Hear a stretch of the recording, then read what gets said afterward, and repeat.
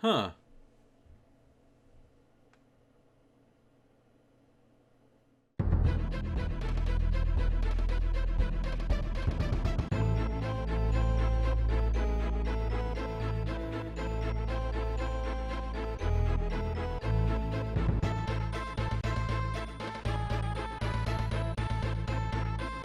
Rare makes its third appearance in the offensive with Donkey Kong Country 2: Diddy's Conquest. A sequel to the first Donkey Kong Country, this entry features Diddy Kong and his sister? Girlfriend? Whatever, it's Dixie Kong.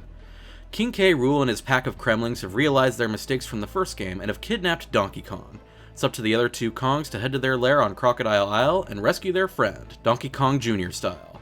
It's not much in the way of plot, but hey, I guess it beats the original game's plot. Anyway, to beat the game and trigger the credits, there are 6 worlds, each with about 5 or 6 levels. There's also a bonus world that triggers a secret ending, but for reasons I'll delve into shortly, I chose to avoid it for my first playthrough. The mission was a success, but again, for reasons I'll delve into shortly, it required a great amount of focus. Thus, much of the live reaction highlights were silent and not very entertaining, so I'll be skipping that and moving on straight to the after-action report.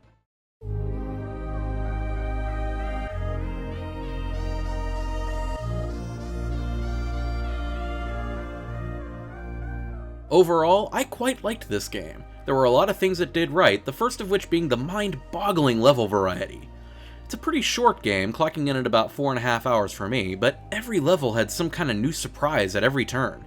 It's the kind of pitch-perfect pacing that you see in classics like Super Mario Bros. 3 or, well, Resident Evil 4, since we just covered that one last week. Even though the levels were very challenging and always required more than one try, I was never really bored. I wasn't treading through the same kind of levels again. There was always something new to do. And while we're on the subject of difficulty, I think it's just right. It's a lot harder than the original Donkey Kong Country, but I'm fine with that. It's that classic level of Super Nintendo difficulty where every death is because you didn't pay attention enough. It could be that you missed a clue, or that you waited a bit too long, or something like that, but it's always fair.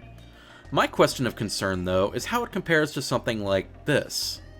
I played this for the first time a couple years ago, and it really captured the Donkey Kong Country essence in a way. And what I'd like to focus on in particular is that it ditched lives. I understand that Donkey Kong Country 2 came out in 1995, and sentiments toward life systems were a lot more lax back then. Hell, Conker and Banjo also had life systems, and when I played them a few weeks ago for the offensive, I didn't mind it so much. The problem is that Donkey Kong Country 2 has an excellent difficulty curve that panders to a system that is contrived nowadays. It's a more elegant curve for a less civilized age. Now we have games like Super Meat Boy and Rayman Origins that don't even think to use lives, and that allows them to have an incredible sense of flow, along with a brutal difficulty curve. I'm sure that many of you will argue that Donkey Kong Country 2 was designed around lives and that it actually makes it pretty entertaining, and I can see that. But come on, arcades are over with, and lives should have been as well.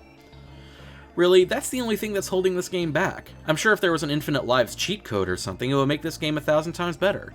And it's already damn good on its own. There are so many ideas in this game that I just love to bits, and they're all executed perfectly. I love those beehive levels that force you to time your jumps carefully. I love the thorny barrel maze that almost made me try to take notes with a pen and paper, and not in a frustrating way. I love that sequence where you have this Grim Reaper chasing you and you have to carefully time your jumps so that the time doesn't run out. I like that a lot more than the first game's fuel level. Ugh, that level was hell. And the music. By God, listen to this music. This is magical!